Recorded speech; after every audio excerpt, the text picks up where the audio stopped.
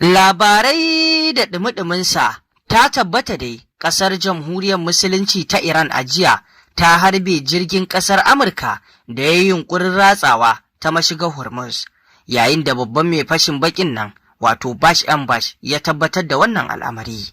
Masu saurare ku biyo mu cikin wannan rahoto da muke tafa da shi daga gabas ta tsakiya kan wannan kasa katsi da ke faruwa tsakanin ƙasar Iran ɗin da ƙasar Amurka, musamman ma a wannan mashiga ta Hormuz, wanda a yanzu ta zamanto wato wani dandali ko fage da ake gwada kwanji, wanda a yanzu alamu na nuna cewa ƙasar Iran na yi wa ƙasar Amurka gashin kuma ta fuskar wannan wato mashiga ta Hormuz, yayin da ikon wannan mashiga ƙasar Iran ta ƙara jajjadawa da tabbatarwa yana hannunta ba hannun wata ƙasa ba,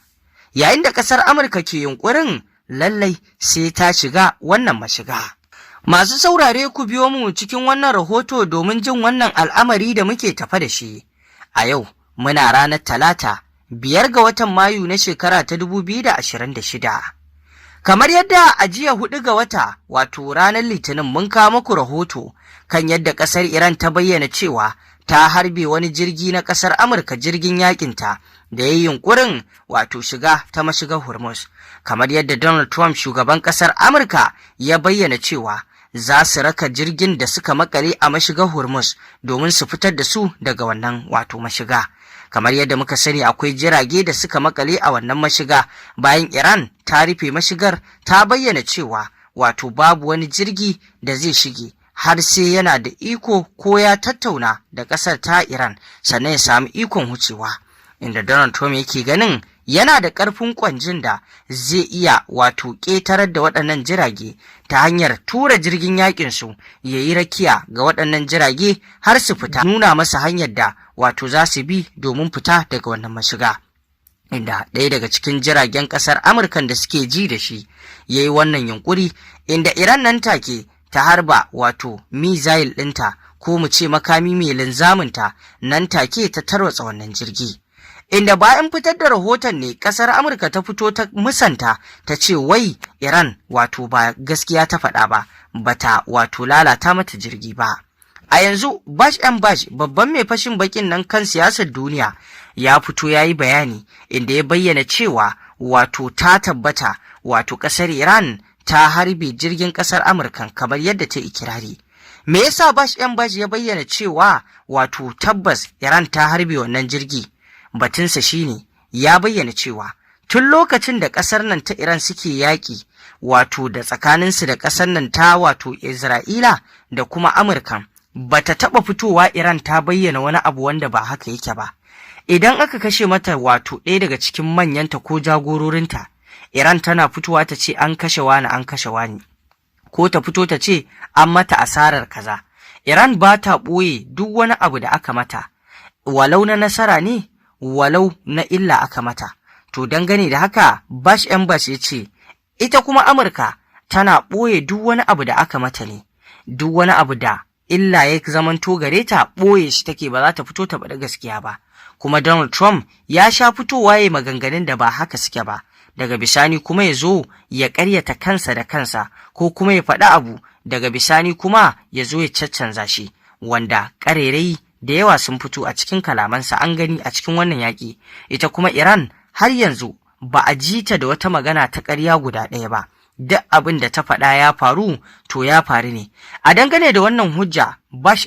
babban mai fashin bakin nan a siyasar duniya ya bayyana cewa ta tabbata Iran ta wato harbe wancan jirgi na ƙasar Amurka, inda ma har ya bayyana cewa gashin kuma ƙasar nan ta Iran take yi wa ƙasar Amurka a yanzu, tana taimata ɓarnoni da dama. A yanzu kamar yadda muka sani, da sai dai ka ji ana cewa Isra'ila da Iran kaza a batun yaƙi, amma a yanzu tsabar ƙarfin Iran ya kai ya kawo, a yanzu ta kau da ƙasar Isra'ila ma gefe, Isra'ila ta zama ma 'yar kallo, yanzu da wato ƙashin bayan ake gogawa wato ƙasar Amurka, wanda kamar yadda muka sani ƙasar Amurka dama ita ce ƙarfin ƙasar Isra'ila, domin idan aka ce babu wato ƙasar Amurka to ba za a ƙara jin tasirin wato Isra'ila ba, saboda duk wani abu da Isra'ila ke ji da shi take tunƙaho da shi, to fa ƙasar nan ta wato Iran ƙasar nan ta wato Amurka ita take mata shi ya sanya ma wasu ke ganin Isra'ila ta zama shafaffiya da mai a wajen ƙasar Amurka, da abin da ƙasar Amurka ke yi to Isra'ila na daga cikin muradanta. Kusan yanzu ma abin da ya sa wasu 'yan majalisu na ƙasar Amurka ke bore a cikin yakin nan da ke wakana suke nuna cewa yakin ba na ƙasar Amurka bane na Isra'ila ne, to a dangane da menene Amurka za ta ringa asarori akan wannan yaki da ba nata ba. Kamar yadda wato rahoto ya bayyana, Amurka sun fito sun bayyana cewa sun yi asarar dala wato biliyan kaɗan suka bayyana, inda wato kusan za mu iya cewa abin da suka faɗa wato ya zarce yanda abin da suke nufi. Kamar yadda wato sakataren wato ƙasar Iran wato ko mu ce ministan harkokin wajen ƙasar Iran Abbas Arachi ya bayyana cewa Iran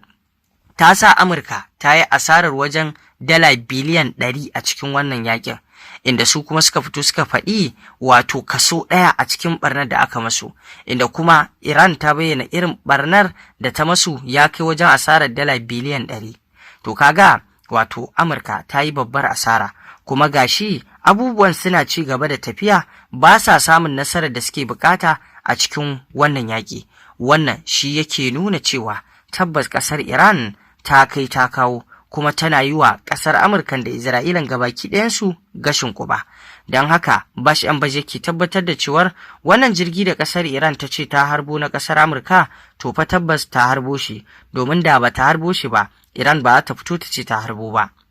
Hasali ma da a ce wato ƙasar Amurka ita ce aka kashe mata wani gagarumin babba, to fa har abada zai yi wuya a gano wannan al'amarin cikin sauƙi. Zai yi wuya Amurka ta iya fitowa ta bayyana an kashe mata wani. Yanzu misali, kamar yadda aka samu wato a cikin wannan yaƙi manyan Iran da dama sun yi shahada, kamar wato jagoran addinin ƙasar Sayyid Ayatollah Ali Khamenei, wanda da aka kashe shi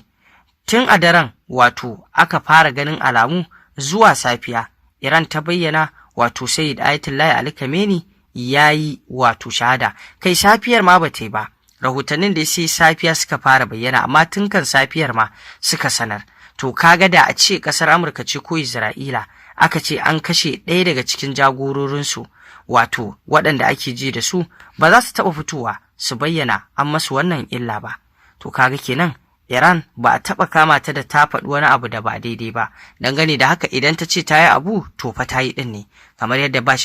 ya bayyana. To masu saurari ƙarshen rahoton kenan, ku ci gaba da bibiyar wannan tasha tamu, domin samun ingantattun rahotannin labarai kan abubuwan da ke faruwa a duniya baki ɗaya. Mun gode. Ku dangwala mana alamar subscribe, sannan ku danna ƙararrawa, domin haka